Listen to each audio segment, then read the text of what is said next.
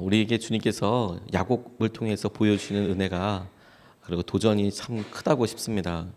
우리가 세상에서 우리가 이렇게 되었으면 좋겠다, 이런 모습으로 나아졌으면 좋겠다, 이런 꿈꾸는 애서의 모습들이 많이 있습니다. 태어날 때부터 우리에게 없는 거, 태어날 때부터 부러웠던 거, 우리가 아무리 노력해도 가질 수 없는 거, 그걸 가지고 있는 사람이 있고 또 그것을 아주 편안하게 이용하는 사람들이 있어서 우리의 마음속에 나도 저렇게 되고 싶다라고 우리가 꿈꾸지만, 주님이 우리에게 원하시는 삶은 우리가 에서가 되는 것이 아니고 우리가 이스라엘이 되는 것을 원하셔서 주님께서 전혀 다른 방법으로 우리를 만지시고 이끌어가고 가시는 것에 우리가 주목해야 할 필요가 있습니다.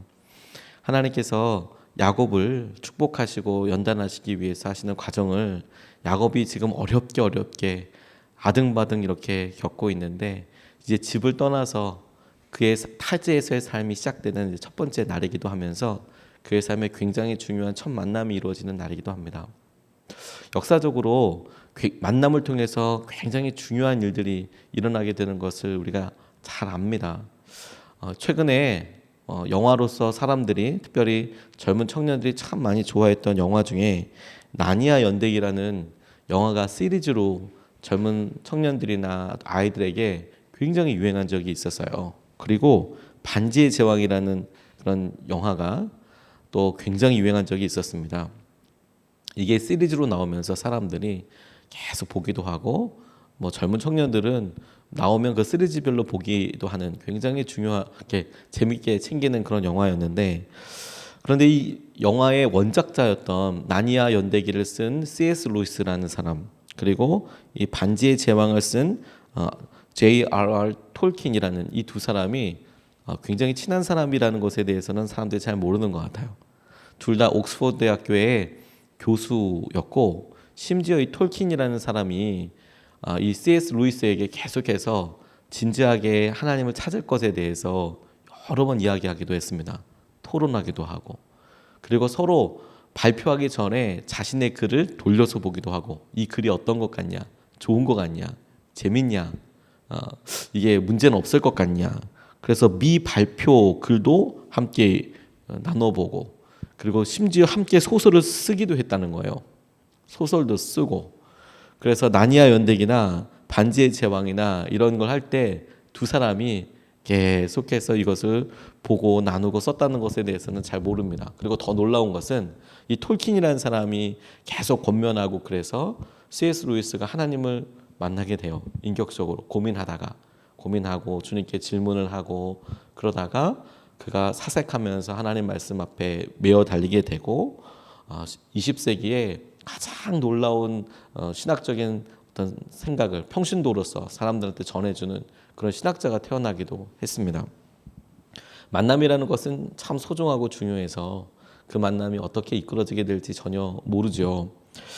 라헬은 야곱이 밧단 아람으로 가서 라반의 집, 외삼촌 라반의 집에서 만났던 첫 번째 친척이었습니다.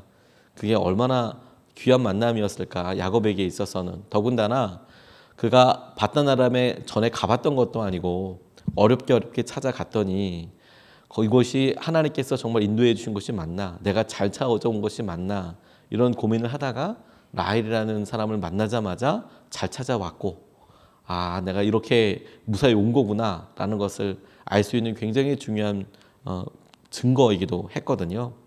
근데 이 만남을 통해서 하나님께서 우리에게 몇 가지 질문과 함께 기도 제목을 주신다라고 생각하게 됐어요. 저는 이 장면을 머릿속에 떠올려 보면서 이것이 무언가 다르다라는 생각을 하게 됐습니다. 무언가 다르냐? 야곱의 어머니였던 리브가, 그리고 그 리브가를 찾으러 왔던 엘리에셀이 만났던 장면, 그들이 만났던 똑같은 우물가인지는 모르겠지만, 그러나 우물가라는 상황 자체가 같고, 그럼에도 불구하고 모습이 좀 다르다는 생각을 했어요. 9절 10절 말씀을 보면, 야곱이 목자들과 말하고 있는 사이에 라헬이 아버지의 양떼를 이끌고 왔다. 라헬은 양떼를 치는 목동이다. 야곱이 외삼촌 라반의 딸 라헬과 그가 치는 외삼촌의 양떼를 보고 우물 아귀에서 돌을 굴려내어 외삼촌의 양떼에게 물을 먹였다. 이렇게 첫 번째 만남에 대해서 이야기합니다. 엘리에셀이 우물가에 도착하자마자 아브라함의 말을 따라서 그리고 이삭의 아내를 찾기 위해서 집을 떠나서 도착한 이곳에서 그가 첫 번째 했던 행동은 무엇이었냐면 기도하는 것이었어요. 하나님, 당신의 뜻대로 당신 예비하신 사람을 만나게 하시는데 알아차리게 해줄 때에 이렇게 하면, 다시 말해서 내가 물을 좀 달라라고 이야기했을 때 나뿐만 아니라 내가 끌고 있는 낙타들까지 다 물을 먹인다면 하나님께서 예비하신 사람이라는 것을 내가 알겠습니다. 알아차리겠습니다. 그런데 그의 기도가 채 마치기도 전에 리브가가 나왔다. 성경은 이렇게 이야기하고 있어요. 중요한 것은 만남도 되게 중요하지만 엘리에셀이 하나님께서 예비하신 사람이 이 사람이구나 라는 것을 알아보게 되는 데 있어서 제일 중요한 키가, 제일 중요한 과정이, 첫 단추가 기도였다는 거예요. 이 사람이군요. 주님께서 이 사람을 내게 만나게 해주셨군요. 그런데 운명의 첫 번째 만남, 그렇게 이야기했을 때 야곱 역시 이곳에 도착하자마자 다른 사람들을 만나고 목동들이 있기도 했지만 지금 라헬이 이렇게 오고 있는 겁니다. 그런데 그 라헬이 혹은 누굴 만나고 이런 것에 대해서 기도하거나 이렇게 하기보다는 그냥 그의 삶에 있어서 반가움과 마음의 흐름에 따라서 행동하고 있는 것을 보게 돼요. 기도로 시작하느냐 그렇지 않느냐의 차이가 무엇이냐면 운명적인 만남과 그 만남에 대해서 무언가가 아니라 그것을 알아차리는 데 있는 것 같아요. 하나님께서 이 만남을 나에게 어떻게 쓰실지에 대해서 우리 스스로가 확신하는 것의 차이랄까요?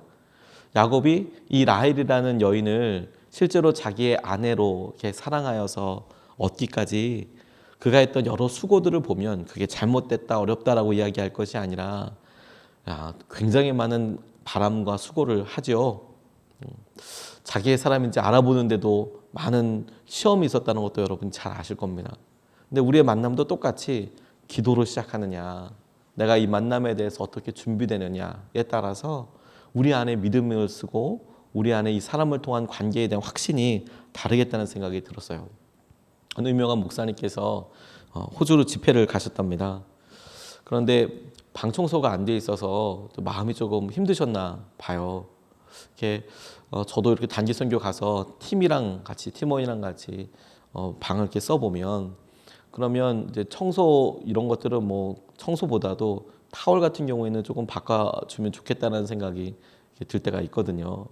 특별히 설교하고 이럴 때면 목사님들이 많이 돌아다니는 거를 생각보다 좋아하지 않으세요. 다음 설교가 있으니까 그 설교 준비하는데 마음이 많이 쓰이거든요. 그러니까 관광을 다니고 이렇게 하는 것이 막 편하지가 않아요. 뭘 보여준다, 식사를 한다 이렇게 얘기하는데 뜻은 너무 감사한데 일단 말씀을 전해야 하니까 이제 마음이 좀 그게 이거 보고 싶다 이렇게 전혀 들지 않거든요. 그러면 들어가서 일단 말씀이라도 한 구절 더 보고 또 그 다음 설교 스케줄도 있으니까 또 돌아와서도 설교해야 되니까 그 말씀 전하고 이렇게 하는 걸 더 원하시는데, 그 호텔에 들어가니까 이 청소가 잘 안 돼 있는 거죠. 타이밍 때문에 그런지 또 타월도 바꿔달라고 얘기를 하는데 잘 안 되는 것 같고, 그러니까 조금 마음이 언짢으시답니다. 그래서 부탁을 다시 하고 1시간 정도 나가서 프론트 얘기를 하고 이제 1시간 정도 산책을 하고 다시 돌아왔는데 여전히 이제 아무 바뀌지 않은 거니까 마음속에 좀 이제 어렵더라는 겁니다. 이거 왜 이러지? 얘기도 하고 그랬는데 할 수 있을 텐데. 그런데 다시 프론트 얘기할까 하다가 그냥 조용히 기다리라는 마음이 들어서 그냥 가만히 있으셨대요. 근데 그 순간 방 문이 열리면서 한 동양인 자매가 이렇게 들어오더래요. 호주였는데. 그러니 대뜸 자기에게 안녕하세요 목사님 이렇게 인사를 하더라는 거죠. 얘기를 들어보니까 워킹 홀리데이 비자로 호주에 와서 일하는 한국인 자매였는데 그날 일이 늦어져서 이제 방을 치우기 시작했다는 거예요. 그날 늦어져서. 그리고는 이 목사님을 보고 말하더랍니다. 제가 목사님 페이스북 친구예요. 목사님께서 이 호텔에 묵으신다는 것을 어제 알았어요. 꼭 뵙고 싶었어요. 그래서 이렇게 만나니까 꿈만 같아요. 그러면서 저 오늘이 이곳에서 일하는 마지막 날이에요. 이렇게 일하더라는 거예요. 그래서 이분이 만약에 다시 프론트에 전화해서 왜 청소가 안 되냐 이래서 이야기를 했으면 참 굉장히 민망할 뻔했다 이렇게 이야기하시더라고요.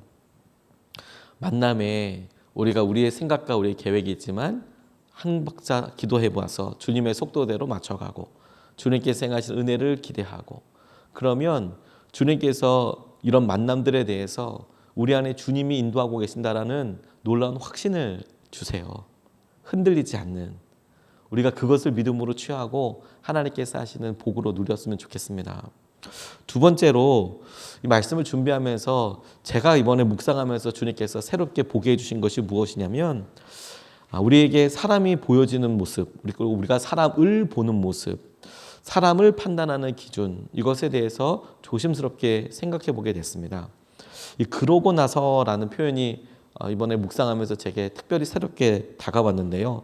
11절 12절 말씀에 보니까 그러고 나서 야곱은 라헬에게 입을 맞추고 기쁜 나머지 큰 소리로 울면서 라헬의 아버지가 자기의 외삼촌이라는 것과 자기가 리브가의 아들이라는 것을 라헬에게 말하였다. 라헬이 달려가서 아버지에게 이 사실을 말하였다. 이렇게 이야기하고 있습니다.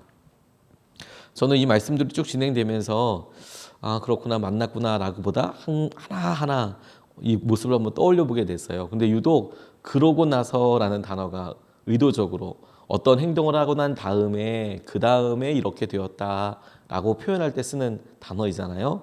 근데 그렇게 하고 나서 이해할 때 보통 그냥 그리고 그 다음에 이런 표현이 아니라 그렇게 하고 나서 앞에 했던 행동을 강조하고 뒤에 있는 말을 또한 완전히 대조하여서 설명하는 그런 표현인데 어떤 일이 있었는 거 보니까 먼저 야곱이 라헬에게 그리고 라헬이 온 양떼에게 물을 먹이고 근데 그 물을 먹이기 위해서 그가 커다란 돌을 옮겨서 양떼를 먹인 다음에 그러고 나서 라헬에게 자기가 사촌이라는 것을 밝혔다. 입을 맞추고 기쁜 나머지 큰 소리로 울면서 그렇게 울었다.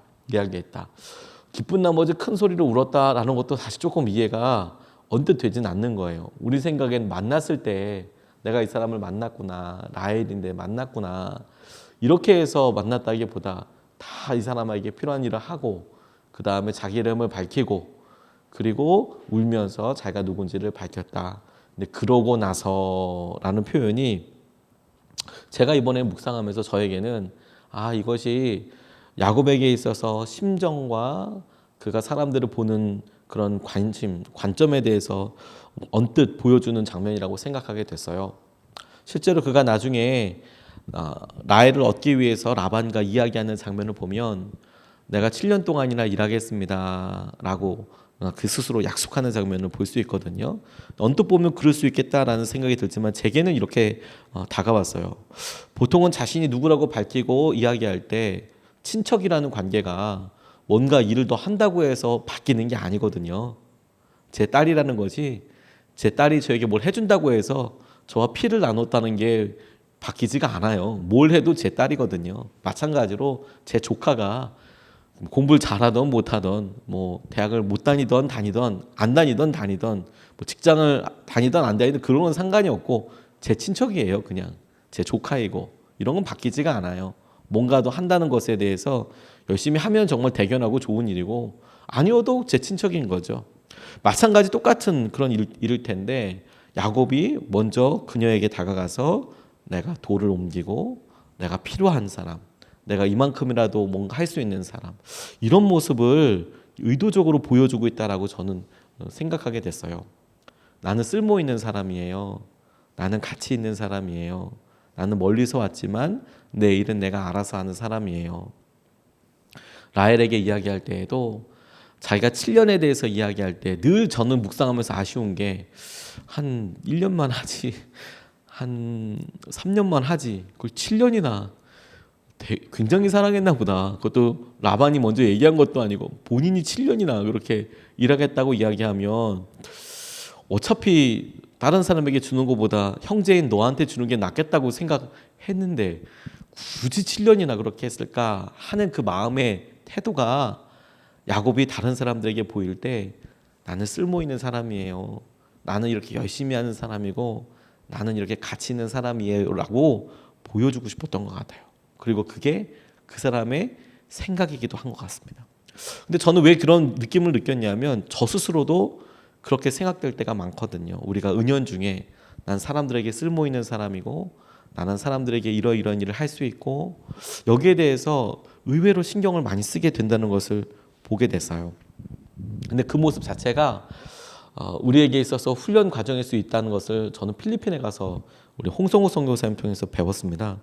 이분이 필리핀에서 빈민 선교를 하고 계시는데 빈민 선교하는 그 자리를 다 오픈해서 사람들에게 단기 선교팀에게 그대로 보여주고 같이 기도하고 그러세요. 그곳이 하루 수입이 1달러도 안 되는 분들이 모여서 사시는 곳이었거든요. 하루 수입이 1달러, 그러니까 1,000원 정도도 안 되시는 분이에요. 어렵고 힘들죠. 필리핀 중에서도 아주 힘든 그런 삶을 사시는 분인데 이분이 사역 자체가 구제에 대해서 이렇게 몰려 있을 수밖에 없지 않습니까? 거의 가난한 사람들이 있으니까 가난한 사람들한테 밀가루라도 나눠주고 식용유라도 나눠주고 처음에는 그렇게 사역하셨대요. 그러니까 사람들이 오더랍니다. 그런데 이건 아니다 싶어서 내가 이곳에 복음을 전하러 왔지 이거 식용유 나눠주러 왔나 밀가루 나눠주러 왔나 헌옷 나눠주러 왔나 이런 생각이 드시더래요. 그래서 이제부터 우리 예배 드리자고 이렇게 교회에서 나눠주는 거 안 하겠다고 그랬더니 성도들이 묻더랍니다. 진짜냐고. 진짜라고 우리 예배 드리고 그러지 교회에서는 이제 쌀이나 밀가루나 식용유나 이런 거 나눠주지 않겠다고. 그러니까 이 사람들이 얼굴이 변하면서 뭐 의자를 발로 차고 이러고 나가버리더래요. 야, 이 나쁜 사람이라고 이 사람. 자기 혼자 배부르게 살려고 그런다고. 진짜로 교회를 다 안 나오더래요. 싹 다 아무도. 그렇게 6개월 혼자 예배 드리셨답니다. 근데 이분이 그래도 주님께서 하시는 것에 대해서 이곳 교회는 예배 드리는 곳이고 우리가 이런 생각을 자체를 바꾸지 않으면 안 된다라는 생각을 가지고 기다리셨대요. 그런데 그 교회의 첫 번째 성도가 진짜 성도가 오게 된 계기가 뭐냐면 필리핀은 가톨릭을 기반으로 하고 있는데 장례를 치를 때 돈을 내야 된대요. 그리고 돈을 얼마나 내느냐에 따라서 성당에 불을 얼마큼 킬 거냐 그리고 성당에 앞에서 사제가 나와서 혼자서 인도할 거냐 아니면 사제 앞에서 돕는 사람들 있잖아요. 걔네들을 부를 거냐 이게 돈을 얼마나 내느냐에 따라서 결정이 된대요. 근데 가난한 사람들은 그것 자체도 돈이 없다고 하더라고요. 그래서 장례는 치러야 되는데 어떻게 해야 될지 모르잖아요. 그래서 이분한테 와서 홍성호 목사님한테 와서 혹시 장례 치러줄 수 있냐고 돈이 없는데 당연히 치러줄 수 있다고 오라고. 근데 이분이 필리핀 가시기 전에 요양원에서 오랫동안 목회를 하셨거든요. 그러다 보니까 장례를 많이 치르셨어요. 본인이 염도하고 뭐 이렇게 장례를 정성껏 이렇게 한국에서 모셨는데 필리핀만 해도 약간 구약의 전승을 따라서 이런 시신들을 만지거나 이렇게 하지 않는데요. 그러면 되게 좀 경외하는 마음도 갖고 되게 어려워하는데 이분이 유족들이 보는데 정말 정성껏 옷도 갈아입히고 기도도 정성껏 하고 그것도 가운 입고 나와서 정성껏 장례를 치르니까 너무 감동이 되면서 사람이 한두 명씩 오게 되더랍니다. 그리고 너무 놀라운 것은 자기 돈으로 11조를 하기 시작하더래요. 1달러에서 100원 떼는 거죠. 근데 이분이 그런 얘기도 했어요. 여러분들이 만약에 11조를 했는데 망하면 내가 4배로 갚겠다. 각서 써줬다면 각서. 가난한 사람들한테. 근데 이분이 뭐라 이야기하셨냐면 평생을 공짜로 줄 수 있다면 사랑이라고 할 수 있을지도 모르겠더라. 자기가 성도들을 보니까 이 사람들 죽을 때까지 그리고 이 사람의 자녀들이 죽을 때까지 평생토록 내가 이 사람들한테 줄 수 있다면 사랑이라고 할 수 있을지도 모르겠다. 그런데 그게 아무리 생각해봐도 불가능하더라. 평생 저 사람을 돕는 게. 구제는 가난을 돕는 것이 아닙니다. 가난의 생각을 도와주는 것입니다. 가난하다고 스스로 생각하는 것을 도와주는 거다. 이것이 13년 동안 필리핀 도시 빈민 지역을 섬기면서 구제 활동을 하시면서 깨닫게 된 것이라는 거예요. 그게 뭐냐면 거지 같은 생각을 하기 때문에 거지가 되더라. 나는 돈을 받아야 돼. 나는 도움을 받아야 돼. 그래서 가치관이 바뀌는 게 너무너무 중요하더라. 내가 나눠야 돼. 나는 나누고도 충분히 살 수 있어. 이거 생각이 바뀌지 않으면 나는 얻어먹어야 돼. 나는 교회 가서 이거 해가지고 이거 써야 돼. 그게 아니라 아니야. 교회에서 너는 예수님을 예배하는 거고 너보다 더 힘든 사람을 너는 도와야 되는 거야. 네가 나눌 수 있는 거야. 네 거 갖고 와서 나눠 먹으면 되는 거야. 그게 비싸건 싸건 뭐 어떤 상관하지 않는 거야. 그런 게 믿음 생활이야. 너무 놀라운 것은 이 필리핀 이 공동체에서 사람들 근처에 있는 사람들 구제하는 것뿐만 아니라 한국에 있는 요양소를 후원하기까지도 한다는 거예요. 거기서 헌금해서 그 사람들이 헌금해서. 그래서 필리핀 교회에 있어서 너무도 놀랍게 그 사람들 그 교회가 깜댕 공동체가 자립한 교회가 됐어요. 절대 빈민들이 사는 곳에 본인들이 헌금해서 그 교회가 자립하는 교회가 되었다. 사람들이 이렇게 모시고. 생각이 바뀌는 게 너무 중요해요. 우리가 사람들에게 내가 쓸모 있는 사람이 돼야지. 내가 우리 가정에서도 쓸모 있는 사람이 돼야지. 그래서 나는 내가 돈을 이만큼 벌었으면 좋겠고 내가 이만큼 했으면 좋겠다라고 어느덧 생각하는 것이 자기에게 유일한 기준으로 남을 때 우리가 원치 않는 일, 원치 않는 어려움들을 당해요. 근데 우리를 그렇게 보지 않고요. 우리는 우리 자체로 의미 있고 존중받을 만한 가치가 있는 사람이에요. 마치 야곱에게 있어서 라헬이 굳이 쓸모 있건 쓸모 없건 간에 친척이라는 사실이 변하지 않듯이 내가 그 사실에 대해서 기쁨이 있고 자유함이 있다면 얼마든지 내가 친척이고 얼마든지 자신에게 있을 수 있는 일을 편하게 누렸을 텐데 그런데 내가 이것에 있어서 내 스스로의 가치를 증명하려고 보니까 너무 힘든 삶을 사는 것이죠. 그런 걸 은혜라고 할 거예요. 하나님께서 주신 은혜를 그 관계를 내가 누리게 해주십시오. 그런 충만함이 있게 해주십시오. 우리가 오늘 본문 말씀을 통해서 그렇게 붙잡고 나아갈 수 있으면 좋겠습니다. 오늘 두 가지 말씀을 같이 나눴는데 하나는 이 만남의 시작에 대해서 우리가 같이 보았습니다. 하나님, 이 만남의 중요한 수준이 기도하는 것으로 이 만남이 소중하다는 것을 내가 스스로 깨닫도록 내가 만남과 오늘 하루를 기도로 깨어있게 해주십시오. 두 번째, 사람들에게 보여지는 내 모습, 사람을 판단하는 기준을 내가 생각해 볼 때 하나님 내가 무엇을 해야만 하기 때문에 유용하고 소용 있는 사람이 아니고 내 모습 이대로 내가 지금 있어서 사람들에게 가치 있고 의미 있는 사람이라는 것을 내가 잊지 않겠습니다. 두 번 나눠서 기도하겠습니다. 첫 번째 기도는